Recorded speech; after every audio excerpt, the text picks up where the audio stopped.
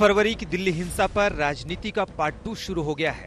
इस बार वजह बनी है दिल्ली हिंसा पर पुलिस की सप्लीमेंट्री चार्जशीट। इस सप्लीमेंट्री चार्जशीट में पुलिस ने सीपीएम के महासचिव सीताराम येचुरी का नाम लिखा है। आरोप पत्र में स्वराज अभियान संगठन खड़ा कर राजनीतिक दल बनाने वाले एक्टिविस्ट योगेंद्र यादव का नाम है। नाम है दिल्ली यूनिवर्सिटी के प्रोफेसर अपूर्वानंद का। नाम है जेएनयू के प्रोफेसर और अर्थशास्त्री जयति घोष का।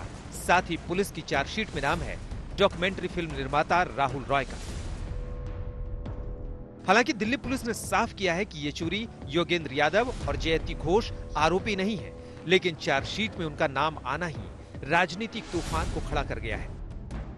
फरवरी में जब दिल्ली की हिंसा हुई तब सीए विरोधी हंगामा पूरे देश में हो रहा था। दिल्ली में चुनाव का माहौल भी गर्म था और इसी सब के बीच अमेरिका के राष्ट्रपति डोनाल्ड ट्रंप भारत आए थे और उनके दौरे के दौरान ही दिल्ली हिंसा से दो चार हुई थी। दिल्ली में हिंसा भड़कने के ऐन पहले सीए विरोधी जाम को खाली करवाने के लिए दिल्ली बीजेपी के नेता कपिल मिश्रा का ये बयान सुर्खियों में आया था। सीसीपी साहब हमारे सामने खड़े हैं। मैं आप सबके बिहाफ पे ये बात कह रहा हूँ, ट्रंप के जाने तक तो हम शांति से जा रहे हैं, लेकिन उसके बाद हम आपकी भी नहीं सुनेंगे अगर रास्ते खाली नहीं हुए तो। ठीक है।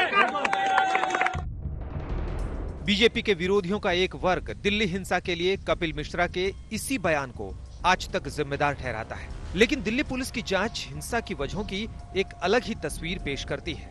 जिस सप्लीमेंट्री चार्जशीट में येचुरी और योगेंद्र यादव जैसे लोगों का नाम है, वो दिल्ली हिंसा मामले में गिरफ्तार 3 आरोपियों के इकबालिया बयान के आधार पर दाखिल की गई है।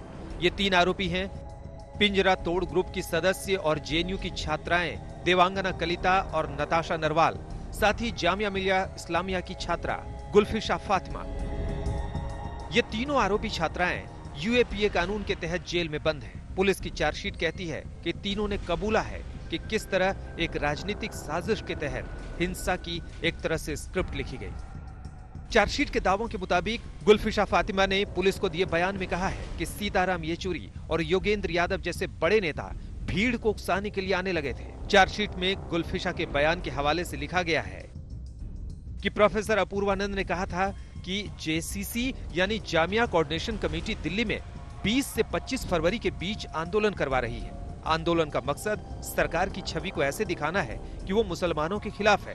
ये तभी होगा जब सीए विरोध की आड़ में हिंसा हो।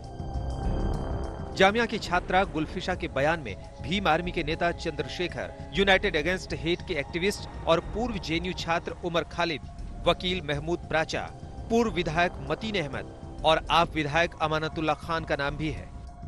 पुलिस ने चार्जशीट के जरिए कोर्ट में बताया है कि जेएनयू छात्राओं देवांगना कलिता और नतीशा नरवाल ने कहा है कि उन्होंने दिसंबर 2019 में दरियागंज का विरोध और 22 फरवरी को जाफराबाद का चक्का जाम जयति घोष, अपूर्वानंद और राहुल रॉय के कहने पर आयोजित करवाया।